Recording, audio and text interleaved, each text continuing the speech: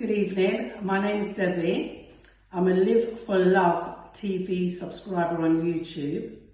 It's a very informative channel, so when you have a spare moment, please like, share and subscribe. Live for Love TV. Thank you. Welcome back to Live for Love TV. Today's the 14th day, the 3rd month, the 22nd year inside the 21st century. Hope everyone's doing well out there. I always like to recap over some of my videos because some of my videos that I've done before actually, I wouldn't say they preempt what's happening, but sometimes you just can't believe your ears. I did a video or a few videos about Djokovic, Novak Djokovic, the #1 tennis player at the time in the world and about 9 times winner of the Australian Open, who I said was treated like a common criminal over this COVID business, basically. Was treated like a common criminal. Unbelievable. Very similar to what happened to Muhammad Ali in the 1960s, just because he said something politically they didn't like. Now, as this became a political decision, it came into sports and the whole world seemed to want to turn against him. I thought you couldn't beat that. I mean, when you've got somebody who's so prolific in a sport, so well known, really hasn't done anything wrong, to be treated like that, I thought you couldn't really beat that. But as usual, these people can do things that even surprise me here on Live for Love TV.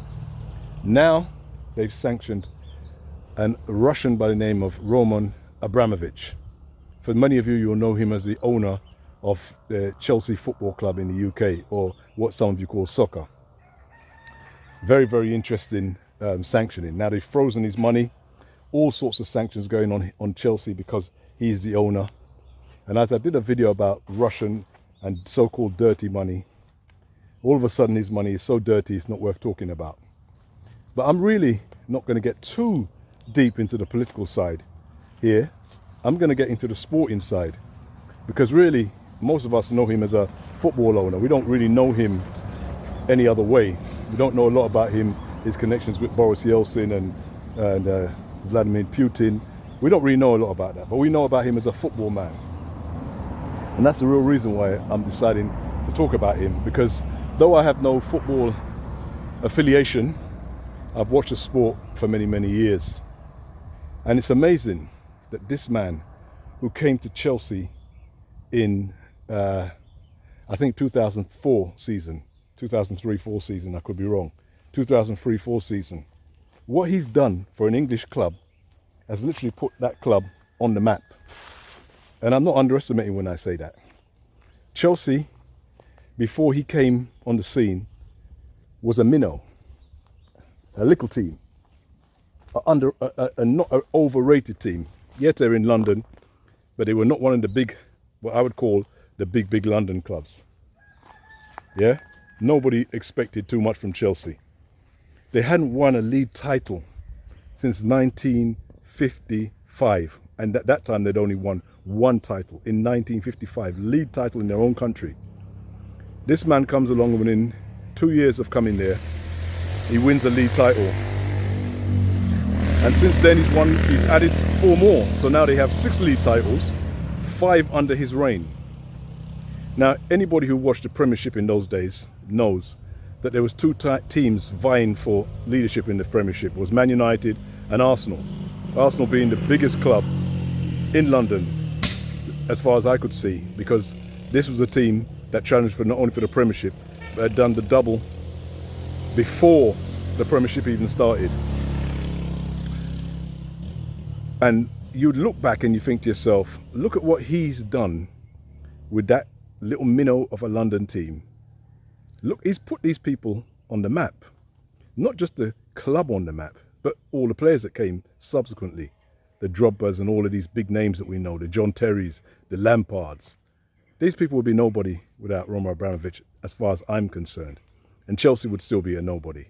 In 1971, when Arsenal won the double, which is the FA Cup and the league, the press in London said, England now, Europe tomorrow. Basically, they were on the verge of conquering Europe. Never even entered a final of a European Championship until so many many years later, over 40 odd years later, and still haven't won one.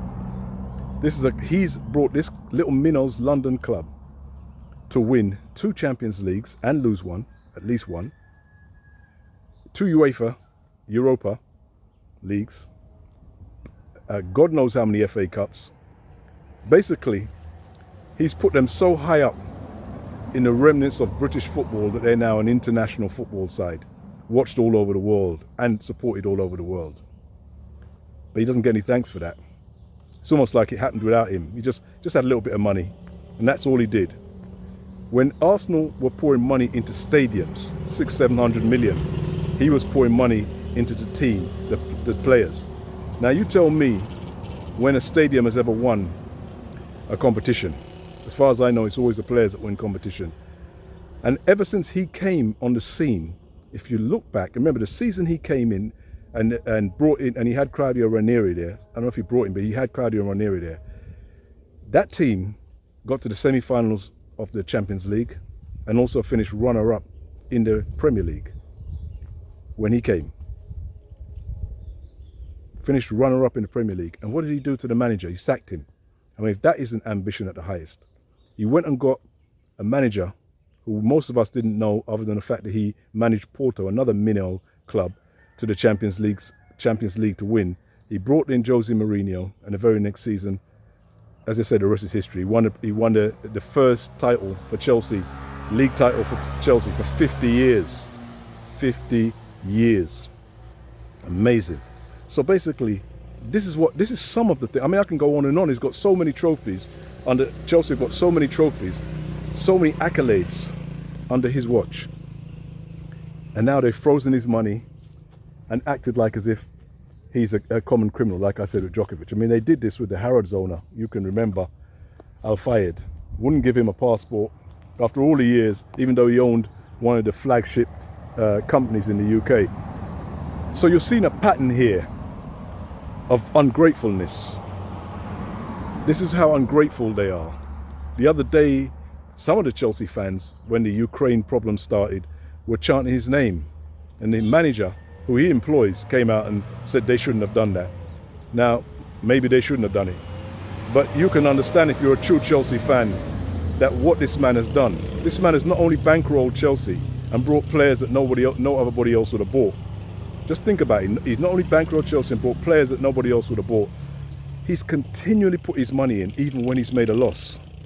Who's going to do that for Chelsea? Who else would have done that for any club in the Premiership? It's unheard of. Absolutely unheard of. Remember who he took over from? Ken Bates, a British man who went to Leeds and bankrupted them and had them in receivership. That's probably what he would have done with that Chelsea at that time. But this is what this man has done in the UK, in the Premiership, under the FA, and I'm being honest with you, he should have been knighted. Should have been knighted. Should have been given, God knows, OBEs, just as normal. A few years ago, took away his passport, and now branding him to be one of the biggest criminals, of all time, because of his association with the current Russian leader. I'm saying this video really for those of you who think you've put in many years into a country and you've, blood, sweat and tears. You'll get no thanks for it. Once you say one thing or do one thing or associate with one person that these people in power don't like, it's as if you did nothing. I'm not going to even talk about Windrush, because Windrush has the same sort of similarities to it. Thanks, but no thanks. And so when we talk about Russian Abramovich and we talk about Chelsea, as I said, Chelsea was a nobody to me watching football. Yes, they had some great players. They had the Zolas and the Hullits, and they've had some great players over the years, the Vialis, great players. But when it comes to teams, I mean, the most you could have expected is probably once every 15, 20, 25 years, you might get an FA Cup out of them, if you're lucky. But to win a league and to actually be challenging the big two, the Arsenal and Man United, you wouldn't believe it. And to be the first team in London to win a Champions League, now that would have, you could have put money on it, that would never be them at the time before it happened. If you'd put money on it, you'd be a rich man today. Everybody thought it must be Arsenal, has to be. This is a team who never finished outside the top 4 until Chelsea came on the scene. Never finished outside the top 4, as far as I can remember, all through the Premiership. But Chelsea are there, and Chelsea are a team to be reckoned with. And when you go, when I was in Ghana, most of the Ghanaians were supporting Chelsea because they had Michael Essien at the time, a big Ghanaian international footballer. And so you see that Chelsea became a powerhouse in British football and world football under this man. But no thanks to him. His money is dirty. He's dirty. He doesn't deserve a passport. There's almost as if no good has come out of him. Excuse me, you can see this is real-time TV. Almost as if no good has come out of him. And what do we see now? Let me just let this vehicle pass. What do we see now? We see people who have gone on to die, who were such criminals. There's no way that their criminality could not be known at the time. Impossible. And you know what I'm talking about, Mr. Jimmy Savile, for instance. There's no way that his criminality could not have been known all the way through. It's too massive, too big. Has to be a cover-up. And they allowed him to go off into the quiet of the night without any trouble in his lifetime. But yet this man, well, as far as I know, is not a molester, not a raper, not any of these things. Actually an investor, somebody who's brought one of the British clubs, teams, up to a height that has never been seen before. And look at the way he's treated. But I'm saying this so that you can, regardless of who you are, be careful who you give your life to and how much you put into it. Because if you're expecting thanks at the end of the day, dare to say something they don't like. Dare to be in talks with someone they don't like and see how they come down on you. And I don't see many people in that country right now speaking up for him with all he's done. It's almost as if he's done nothing. For those of you who want to go and check on the history of Chelsea, go and look on it. Go and look at what they did prior to his coming and go and look at what they've done since his coming. It's two different clubs. It is two different clubs. One is a massive international powerhouse and the other was just a little British minnow that every now and again got a few good players from abroad. Anyway, take care. See you soon. Live for Love TV.